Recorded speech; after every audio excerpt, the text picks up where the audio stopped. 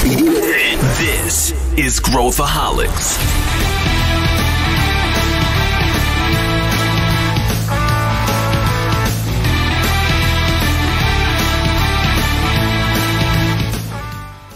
Olá pessoal, aqui é Pedro Weingärtner, sou CEO da ACE e esse é Growthaholics, o nosso podcast onde a gente fala sobre inovação e empreendedorismo. E hoje o tema é ideias. Vamos falar de como gerar ideias, por que gerar ideias e tentar responder a pergunta de por que agora é o melhor momento de gerar boas ideias.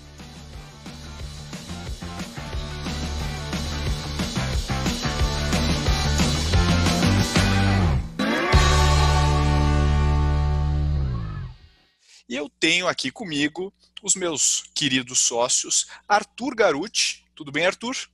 Fala, Pedro. Muito prazer estar aqui novamente. Já estava com saudade de participar do podcast. E meu amigo Sullivan Santiago. Como vai você? Saudações, Pedro. Muito bem, obrigado pelo convite. Sempre um prazer estar com vocês aqui. E ainda mais com o Arthur. Boa. Digo mesmo, Sullivan, digo mesmo. Hoje o assunto promete, a gente tá aí retomando, né, os nossos podcasts agora no formato online e a gente vem falando há muito tempo de jogar no ataque, da gente realmente criar, reinventar, né, agora um bom momento de reinventar o que a gente está fazendo, reinventar os negócios, estender um pouco aí a batuta de geração de ideias para a companhia como um todo. E é sobre isso que a gente quer falar, sobre isso que eu queria abordar aqui com vocês. Em primeiro lugar, por quê, né? Por que vocês acham que agora é o momento de gerar boas ideias? O que vocês acham por que agora está diferente dos outros momentos?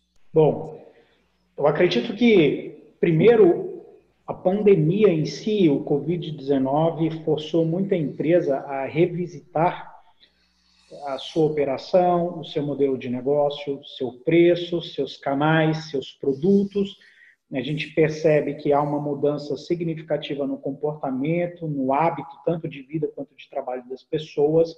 Então, mais do que nunca, eu entendo que a gente está entrando em uma era de desconstrução para construção, onde estamos virando especialistas em dissecar o negócio, as pessoas olhando muito no detalhe. Então, isso abre uma oportunidade enorme da gente colaborar com ideias para a gente sair do outro lado mais forte.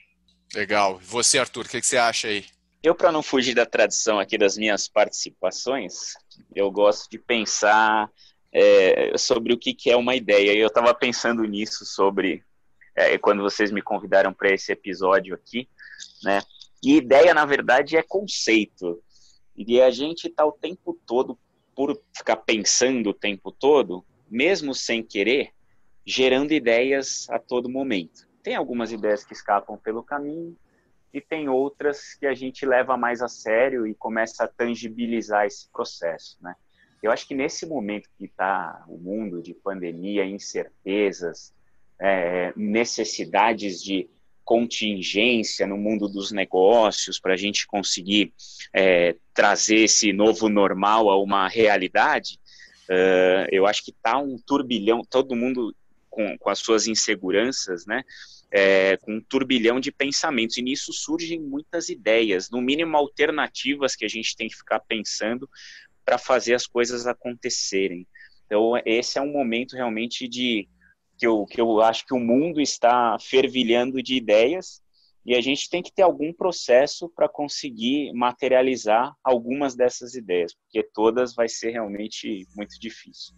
Boa, é uma boa provocação. Até eu queria passar a bola para o Sullivan, já fazer um combo de o que se a gente pensar aqui na nossa ótica de inovação, né, Sullivan, o que é uma ideia para a gente, né, no nosso contexto de inovação, e quando a gente tem várias ideias, como que a gente qualifica as ideias? Porque ter ideia, né, a gente sempre fala na ACE, né, que de boas ideias o cemitério está cheio, mas a ideia é a faísca inicial de tudo que a gente vai fazer.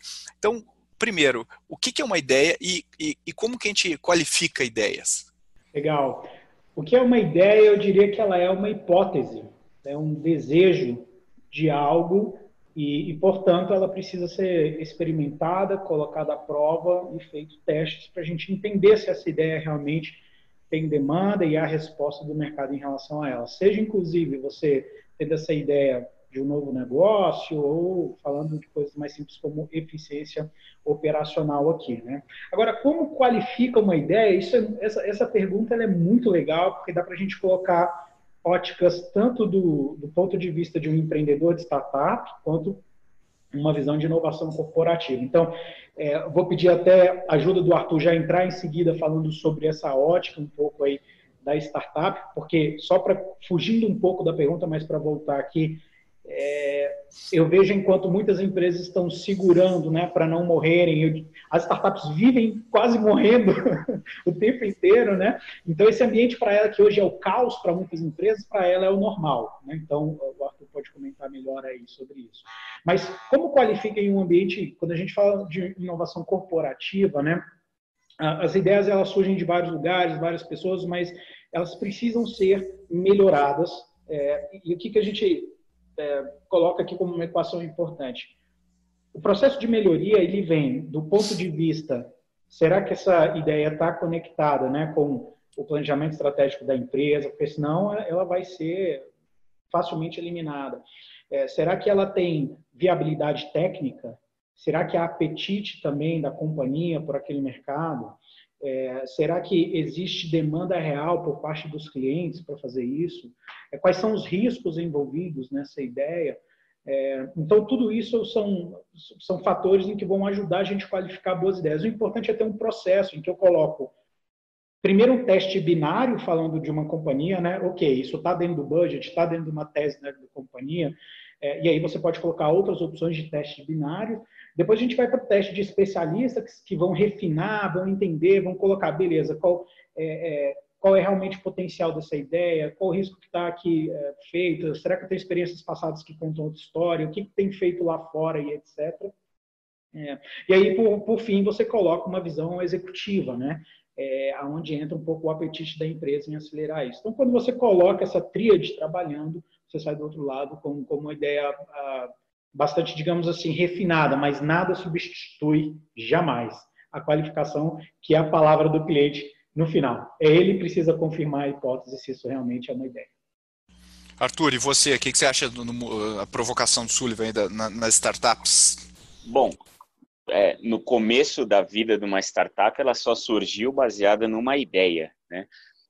E essa ideia muitas vezes vem lá daquele insight que a gente fala, de um estalo que você identificou ali uma possibilidade de resolver algum problema, alguma coisa, e disso você começa a fazer a abstração, né? Que poxa, como é que eu posso resolver aquele problema, aquela dor que a gente fala? Então, no início da vida de uma startup, a ideia ela é fundamental para você criar, formular essa hipótese de que essa ideia pode ser mercadologicamente algo implementado e algo de sucesso, né? E aí vem toda a questão do teste da ideia, que depois a gente vai abordar aqui também. Mas acho que hoje o empreendedor que já está estabelecido, seja um MVP com primeiros clientes ou uma scale-up que já está com uma máquina de vendas lá no ar, ele precisa não só gerar ideias de novos produtos, mas também ideias de monetização alternativa ao modelo de negócios já existente, ou melhoria operacional por conta dos cortes que ele vai ter que fazer para segurar o caixa por mais alguns meses. Então, os empreendedores eles estão tendo que fazer essa ideia ser transformada em hipóteses que vão ser validadas e, baseado nos experimentos, ele vai refinando essa ideia, criando novos produtos, novos modelos de negócio, melhorando os seus processos. Não acho que é tão diferente, tá, Sullivan, do que está acontecendo no mundo corporativo. Então, eu vejo que a ideia, nesse momento, ela tem que ser canalizada para a resolução de problemas reais, né? Sejam eles mercadológicos ou dentro dos processos internos da startup. Só que não vai dar para fazer isso de uma maneira aleatória. Isso vai ter que ser colocado em algum experimento, um pouco de um pouco de ciência aí no processo para florescer em coisas legais, né? Eu acho que tem uns pontos interessantes, né? Eu sempre acho que a arte e a ciência, né, da inovação está em saber onde inovar e onde copiar.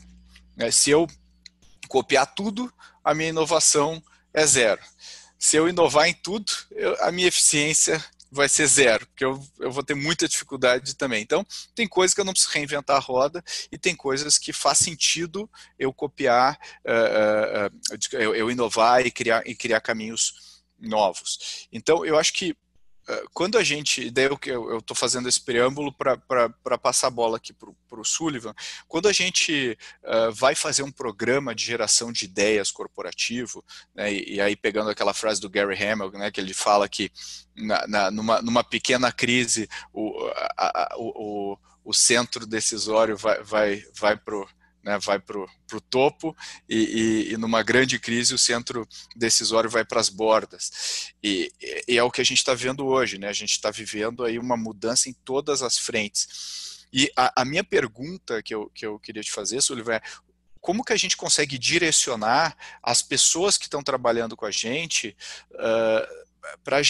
para ter as ideias onde a gente precisa ter as ideias, onde a gente quer de fato inovar, onde a gente quer de fato fazer a diferença. Como conseguir direcionar? Porque eu vejo muita reclamação quando a gente faz programa de ideia corporativo, o pessoal reclama, pô, o pessoal tá dando uma sugestão do que fazer com feriado, ou uma sugestão de como melhorar a disposição das mesas no refeitório. Quer dizer, são coisas que não vão ter um impacto relevante no negócio. Como que a gente direciona as pessoas para realmente pensar naquilo que vai fazer a diferença, como o Arthur falou, naqueles problemas ou oportunidades mais estratégicos? Bom, eu vejo dois caminhos aqui, que vão meio que culminar sempre em um único: comunicação, a efetividade, como a gente comunica isso. Mas tudo isso começa lá em cima, quando eu estou na fase de desenhar a visão estratégica desse meu programa de inovação e os meus porquês.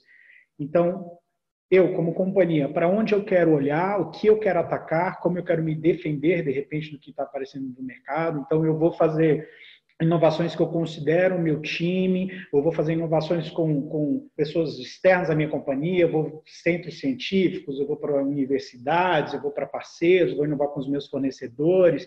Então, esse conjunto de coisas que a gente, dentro do nosso framework, a gente tem um framework que se chama Ideias aqui na ACE, que é o que está embasando, inclusive, aí o nosso software de gestão de ideias, que é gratuito. É um acrônimo, né, Sullivan? Isso, é um acrônimo de ideias, e aí o I e o D, né, de ideias, aqui o início, o I é de interação e o D é de desafio. Então, na interação, a gente começa definindo a nível de negócio se a minha interação ela vai ser interna ou externa, ou seja, eu vou inovar, eu vou fazer eficiência operacional olhando para dentro. Então, quando eu falo inovar para dentro de produtos, eu estou falando de inovações de sustentação, né? Ou se eu vou mexer na minha eficiência operacional, eu vou abrir um novo canal para um produto ali já existente. Ou eu vou olhar literalmente para fora, eu vou começar a procurar ali novos produtos para mercados que são novos, vou bolar modelos de negócio, etc. Então, isso precisa estar bem definido. Uma vez que eu tenho essa questão bem definida, eu sei o que comunicar e como comunicar, que vem para a próxima letra do nosso acrônimo aqui do Ideias, que é o D de desafio, né? Então, mas saber escrever um desafio é fundamental, assim como saber comunicá-lo. Quais são os meios para que eu vou distribuir isso? E aí entra também o desafio que para quem eu comunico esse desafio, também é importante, né? Então, existem desafios que, se eu comunicar para todo mundo, eu vou receber coisas que as pessoas não têm repertório e não conseguem conectar os pontos para poder interagir de uma forma interessante. Mas, de outras formas, tem coisas que a gente precisa colocar todo mundo. Então, essa questão do desafio, ela é fundamental. Então, existe uma forma da gente não errar aqui quando escreve um desafio, né? Então, vamos descrever um desafio e depois vamos para entender como é que a gente pode fazer para publicar. Então, a primeira maneira, assim, eu tenho que definir o objetivo desse meu desafio, conectar com o estratégico da empresa e geralmente colocar no temporal. Tá? Quando eu coloco esses 3 pontos para um desafio, eu não tenho como errar aqui qual é a minha expectativa como empresa. Por exemplo, eu quero aumentar a receita em 20% para o mercado X no fim deste ano. Então, Essa frase tem todos os elementos de estar conectada ao estratégico, ao objetivo e ao temporal. E aí é distribuir isso para o público correto, né? Para quem que eu tenho que direcionar para ganhar os insights, os melhores insights. Então, é dessa forma que eu vejo, Pedro. Legal. Eu acho que o desafio é esse. Se você quer estimular as ideias dos seus colaboradores ou da empresa como um todo, é importante estudar isso antes, né? Entender onde, como. A gente eu vou falar um pouquinho depois de ferramental, acho que você tem uma dica boa aí para a galera, mas eu queria pegar o Arthur, eu não posso deixar de falar sobre isso, Arthur, porque a gente sempre pega os empreendedores e em tudo que é evento vem alguém e para a gente no canto e começa a discorrer sobre uma ideia que teve, né, e fala, poxa, eu tive a ideia que é o não sei o que vai fazer isso, porque papapá, como se quanto mais ele falasse, mais a gente fosse se convencer da ideia dele. E, na verdade, quanto menos ele falar e mais ele mostrar, né, ou mais esse empreendedor mostrar o que está de fato fazendo, vai nos ajudar a entender o pensamento dele. Então, Arthur, se você puder, assim, eu queria pegar duas coisas. Uma, primeiro, como que uma pessoa pode explicar para um investidor uma ideia de maneira convencê-lo, né? Ponto 1. E 2, como que a gente consegue explicar de uma maneira talvez mais clara a importância, talvez as ideias de execução são mais importantes do que as ideias do negócio. Ou seja, vou criar um marketplace, tá? Legal, essa é uma ideia, mas como que eu vou distribuir, para quem que eu vou vender, como que eu vou vender, quanto que eu vou cobrar, como que eu vou fazer marketing, como que eu vou... Então, todas essas coisas são mais importantes geralmente do que a ideia core lá do negócio. Como é que a gente pode explicar isso? Né? Não sei se eu acabei de fazê-lo, mas como é que na tua visão a gente pode deixar isso mais claro para todo mundo que está ouvindo? Legal, Pedro. Primeira pergunta, né? Ainda mais com a maturidade que o ecossistema ganhou aqui no Brasil, ideia para o investidor hoje, sendo bem sincero, a ideia pela ideia soa como algo muito blur no ouvido do investidor. É difícil ele materializar uma ideia. Então, quando um empreendedor está buscando investimento, ele já tem que ter passado pela fase da ideia junto com o co-founder dele para o experimento. E o resultado do experimento é o que vai atestar se aquela ideia tem alguma tração potencial no mercado. Então, eu vejo na prática, Pedro, que ideias são boas para os founders, não são boas para falar com o investidor. Com o investidor, você tem que falar já num segundo momento, quando você pegou aquela ideia, criou um experimento de validação, conseguiu refutar ou confirmar as hipóteses. Em seguida disso, você vai criar o MVP, vai construir os seus primeiros clientes, e aí já com base nisso, você está pronto para mostrar o porquê que a sua ideia é muito boa aí para o mercado e tem potencial de ser um grande negócio. Do ponto de vista de geração de ideias depois que a startup já está consolidada, aí eu acho que entra muito no que o Sullivan comentou, né? Excesso de ideia também numa startup pode gerar complexidade. Você tem pouco dinheiro para conseguir colocar todas as ideias em execução num curto período de tempo. Então, a priorização também é fundamental no dia a dia do empreendedor. Ele tem que saber qual que é o próximo nível que ele quer chegar e as ideias têm que ser executadas dentro desse próximo ciclo de crescimento. Né? Então, se ele está no seed, quais são as ideias em termos operacionais, de go-to-market, de aquisição de clientes, que ele vai implementar para chegar lá pronto numa série A. Se o cara está na série A, a mesma coisa para a série B. Tem que ter um programa também estratégico de gestão de ideias dentro de uma startup. Até já, inclusive, eu já dei o My Innovation Ideas aí para alguns dos nossos empreendedores poderem gerenciar as ideias dentro de startups também, não só dentro de organizações mais consolidadas. Então, tudo acho que passa por executar as ideias dentro de uma estratégia clara. concordo com o Sullivan nesse ponto. Legal, já deu um gancho aqui, né, Arthur? O pessoal talvez não saiba do que a gente está falando aqui, Sullivan. O que a gente fez, né? Qual foi nessa crise a gente achou que o pessoal precisava de uma ajuda, né? Uma ajuda para conseguir gerar melhores ideias, né? Com mais qualidade, envolver as pessoas, especialmente no meio corporativo, obviamente.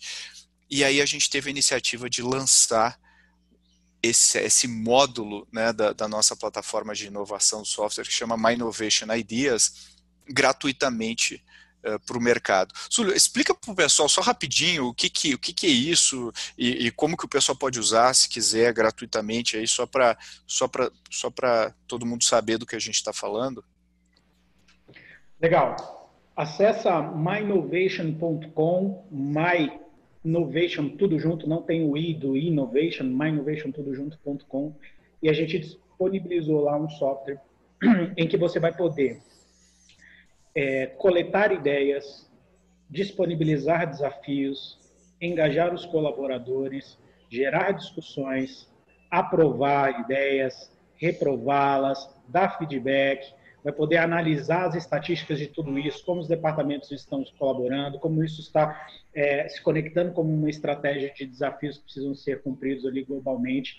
E por que a gente fez isso, Pedro? Quando a gente olha, né, em um momento que a gente está precisando tanto pensar fora da caixa, adequar rapidamente os nossos negócios, o pessoal voltou muito mais para a fase agora de ideação do que, de fato, de execução. E a gente, então, olhando essa dinâmica de mercado, correu para poder ajudar, né? Então, eu vejo tem vantagens incríveis que crise abre, né? Como desqualificação de competidores. Então, poxa, alguns estão, de repente, aqui perdendo o market share. Como a gente pode atacar?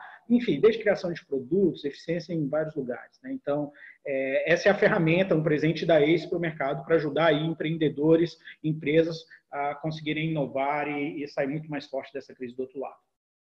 Muito legal. Já tem algumas acho que mais de 100 empresas aí já usando a plataforma, gerando ideias. Eu achei super legal quando você mostrou aí os dados e eu achei super interessante a forma como a gente criou, estruturou.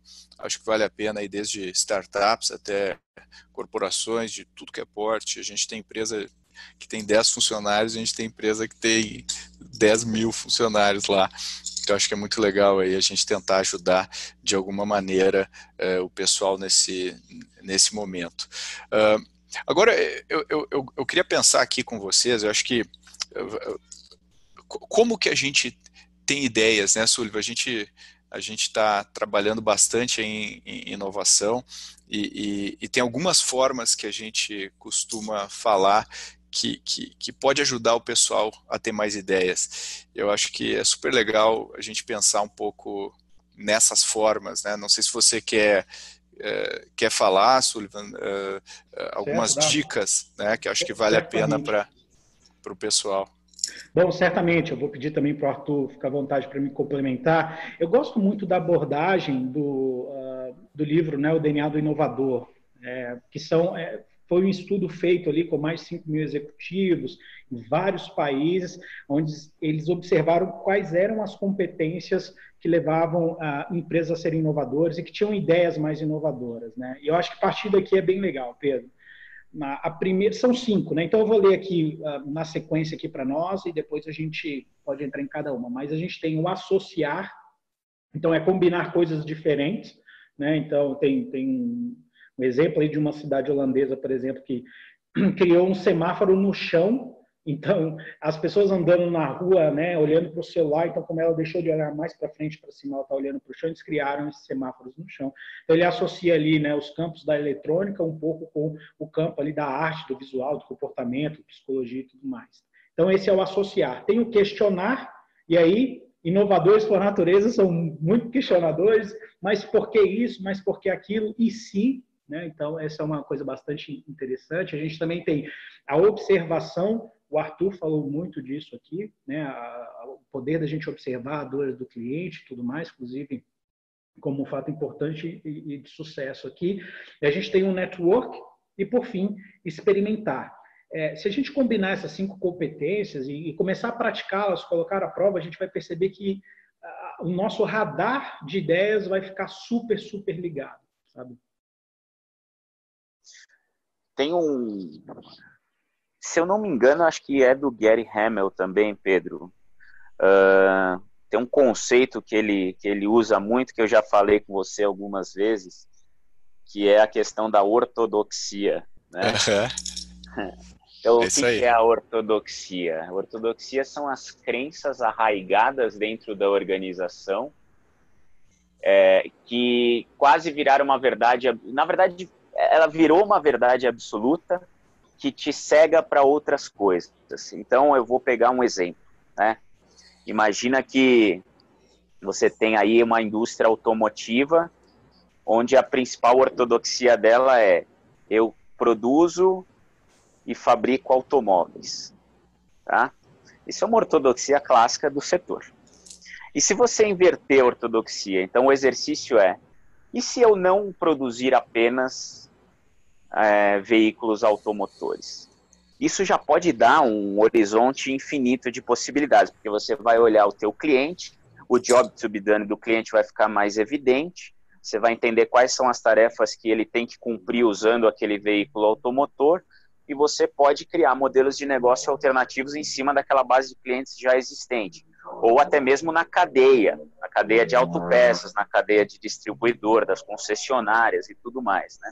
Então esse é um exercício que eu gosto, que eu uso bastante, e que em momentos assim de reformulação estratégica e tal, vale muito a pena o gestor, seja de uma grande empresa ou de uma startup, questionar as principais ortodoxias da organização. E o mais difícil desse exercício é que dói você olhar aquilo que está funcionando bem, e aí no exercício do questionamento que o Sullivan colocou, né, questionar as ortodoxias mais profundas vai te trazer possibilidades de disrupção do seu próprio negócio, até matar o teu próprio negócio num exercício como esse, né? Então, o primeiro passo seria entender quais são as nossas ortodoxias, né, antes de mais nada. Exatamente, exatamente. Esse é o principal, e aí vale sempre conversar com as pessoas-chave da organização, porque os maiores detentores de ortodoxias dentro das empresas são os líderes. E esse é o grande desafio, você arrancar o cara de um pensamento linear e colocar ele num pensamento mais aleatório, vamos dizer assim.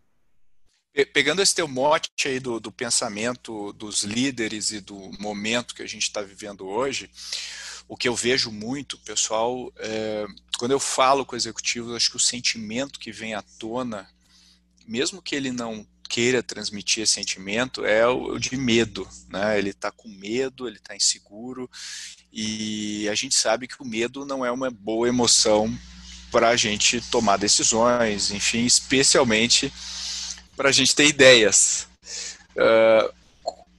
E a gente fala muito nisso, de jogar no ataque e tudo mais. Como é que você pode aconselhar ou questionar essa ortodoxia de como as pessoas estão pensando agora e olhar pelo lado da oportunidade, olhar pelo lado da abundância e não pelo lado da escassez? Ótima pergunta, Pedro. Aí talvez até o nosso rei Dalio brasileiro, que é o Sullivan Santiago, pode me ajudar. Eu vou roubar um pouco de um conceito que ele gosta muito, que é o feedback triangulado, né? Então, por que é bom você ter vários pontos de vista em relação a... Vou pegar a ortodoxia que a gente está falando aqui, né?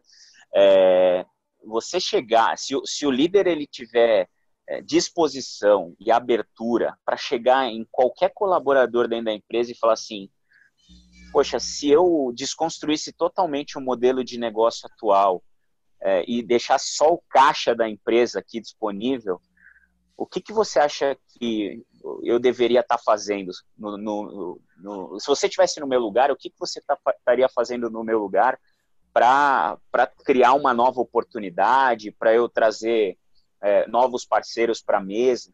E eu acho que que agora não dá para andar nos corredores, né? Mas fazer calls, fazer Zoom com pessoas que não estão diretamente na sua linha de report e fazer esse tipo de questionamento em conjunto com as pessoas pode gerar um padrão ali de possibilidades que esse líder não estava pensando.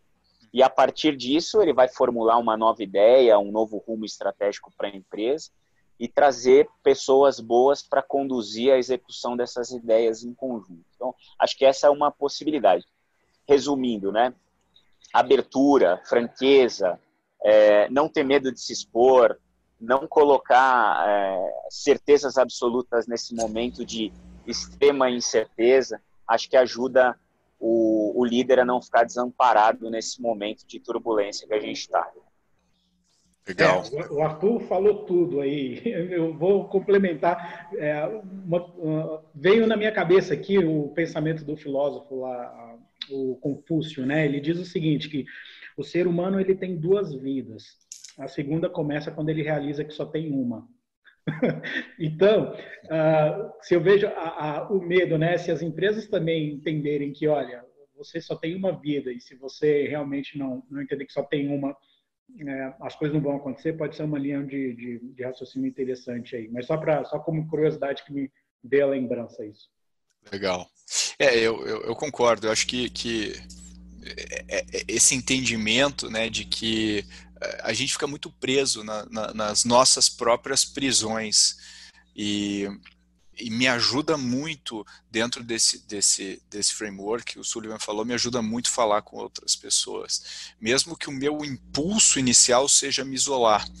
O meu instinto é isolamento, mas racionalmente eu já sei que quando eu falo com mais pessoas, especialmente pessoas fora da minha área, eu tendo a imaginar, a abrir muito meus horizontes, né, e conseguir pensar de um jeito bem diferente. Então acho que essas dicas são muito legais. Eu espero que o pessoal esteja absorvendo vários dos insights que a gente está falando aqui. A gente já está arrumando aqui para o nosso fim, e eu queria voltar para a nossa pergunta inicial, agora que a gente fez todo esse arco aqui narrativo, e eu queria perguntar para vocês, agora fazendo essa amarração final, por que agora é o melhor momento de gerar boas ideias? E eu fico por último aí na minha colocação. Para mim, não há um momento melhor, acho que talvez a nossa geração, para que isso aconteça. Primeiro, porque a gente está muito mais sensível às problemáticas que nos circundam. Assim. A gente pode ver que a gente está muito mais suscetível agora ao must-have do que ao nice-to-have. Então, a gente vê que é hora de olhar com mais carinho sobre realmente a jornada dos nossos clientes. A gente está, por conta da falta de recursos, nós estamos muito mais cautelosos e disciplinados na inovação. Então, eu vejo que o método passa a ser muito importante e a gente precisa dar valor a isso mesmo, né? E, claro, diante de todo esse cenário de escassez, a criatividade é algo que explode, digamos assim. Então, isso é muito bom. Por outro lado, é uma hora da gente experimentar, fazer testes muito mais agora efetivos. Me veio até aqui a cabeça de uma ferramenta bem interessante aí, porque eu vejo a inovação agora tangenciando bastante modelos de negócio, como os 55 tipos de modelo de negócio da Universidade de St. Gallen, que eles escreveram um livro, Navegador de Modelos de Negócio, né? E lá ele fala que, olha só que interessante, as inovações dos últimos 50 anos, 90% delas foram recombinações de modelos de negócio. Então, a gente está numa fase de olhar com muito carinho tudo isso, né? Então, eu vejo assim, pensando como um soldado que vai para a guerra, toma um tiro, e aí ele vai lá para a área médica. Poxa, você não dá para ensinar estratégias novas para ele se você não estancar o sangue. Entretanto, dá para você fazer as duas coisas, para que quando ele voltar para o front, ele voltar muito mais forte, né, e jogando melhor no ataque. Então, vejo que as empresas que estão beneficiando disso, tratando bem desses ferimentos, agora que muitas empresas precisam, de fato, se readequar a essa nova realidade e ainda jogando mais ainda no ataque, acho que vão se tornar imbatíveis. Dá para entender que toda crise gera abre uma janela de oportunidades incríveis. Vamos ver quem é que vai capturar ela.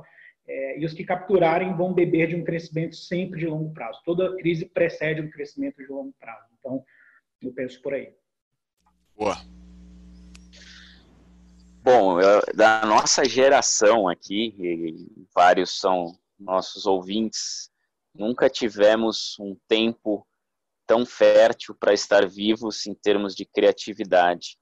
A gente tomou uma rasteira, né? O status quo caiu do dia para a noite, a gente está com a guarda totalmente aberta, questionando todos os nossos negócios, concorrentes podem virar parceiros da noite para o dia. E aí, pegando um pouco do que o Sullivan falou, né, da metodologia que ele usou ali de associação, questionamento, rede, tudo isso a gente está tendo que colocar na prática. E se a gente consolidar todas as mentes humanas no momento, nunca teve um poder criativo tão forte, por necessidade, que está tendo que ser colocado em prática dia após dia. Então eu vejo que é um desperdício a gente não pegar todas essas ideias que estão na nossa cabeça e não dialogar com parceiros potenciais, até com concorrentes em alguns casos, com os nossos colaboradores e criar novos conceitos que vão ditar o novo rumo dos negócios daqui para frente. Eu, sinceramente, vejo isso como uma ótima virtude, né? Passamos por um momento turbulento, tal, as coisas a gente já está se situando nesse novo normal que a gente está falando, e agora é hora de executar essas ideias com força. Boa, muito bom, bons comentários, hein? Eu concordo bastante com o que vocês falaram, e eu acrescentaria que eu acho que a gente está vivendo um momento de ruptura muito importante, né? A gente acho que, sei lá, mais do que 50 anos a gente não vive num momento de ruptura de hábitos da população tão grande, né? Então, as pessoas estão mudando os seus hábitos de uma maneira como a gente nunca viu na história algo acontecer em período de meses, né? Óbvio que vários retornam ao normal, ou enfim, ao mais próximo do que eram, mas vários ficam, e eu acho que na história a gente sempre vê aqueles momentos, e a gente olha 10 anos depois daquele momento e fala, pô, se eu tivesse feito aquela empresa naquele momento, se eu tivesse colocado aquele produto no ar, se eu tivesse começado a vender por aquele canal, se eu tivesse comprado a ação daquela companhia, eu estaria noutra situação hoje. Pois bem, esse é um desses momentos em que a gente está agora, que daqui a 10 anos a gente vai estar olhando para trás e vai estar pensando exatamente dessa forma. Então acho que é um momento que a gente deveria olhar com muito carinho, e nada é claro quando a gente está olhando para frente, as coisas ficam claras quando a gente olha no retrovisor. Então acho que é um período de reflexão onde a gente deveria questionar as nossas ortodoxias, deveria ter novas ideias, deveria se expor. E eu convido novamente todo mundo aí que quiser acessar o My Innovation Ideas, é grátis, é livre para quem quiser usar e aplicar nas suas empresas. Acho que é uma bela oportunidade para a gente ter ideias, para a gente colocar essas ideias, mais do que tudo, né, colocar essas ideias em prática e colher resultados, né, e gerar a inovação que o mundo precisa, e o Brasil mais ainda nesse momento. Então eu queria agradecer a participação dos meus amigos queridos, Arthur Garuti, obrigado. Muito obrigado, Pedro. Valeu, Sullivan. Contem comigo aí para os próximos. Vai ser um prazer sempre estar aqui. E Sullivan Santiago, obrigado pela sua participação. Valeu, galera. É sempre uma experiência incrível debater esses assuntos com vocês. Obrigado. Boa. E fico aqui, deixo o convite para você que está nos ouvindo aí, comentar, fazer qualquer tipo de comentário, qualquer tipo de sugestão. A gente é super aberto, a gente adora receber os seus comentários nas mídias sociais, no LinkedIn, no Instagram. Curta, por favor, nossos conteúdos, comece a seguir a gente. Não deixe de assinar o Growthaholics, que é o newsletter que vai toda semana, religiosamente, às quintas-feiras, para a sua caixa, onde a gente compartilha um monte de notícias, informações, coisas super relevantes. Vale a pena vocês conhecerem. Se você tem uma startup, assine, entra lá no Growthaholics for Startups, que é a nossa plataforma, onde tem uma aceleração gratuita, 100% gratuita, para você levar a sua startup para um novo patamar de execução e de excelência. E por último, não deixe de, por favor, curtir e assinar o nosso podcast Growthaholics, que é um podcast que nos dá muita satisfação e a gente faz com muito carinho para vocês. Então, se você puder compartilhar, curtir e avaliar lá no seu player de podcast, a gente agradece muito aí todo mundo. E nos encontramos na próxima semana. Valeu, galera. Um grande abraço a todos.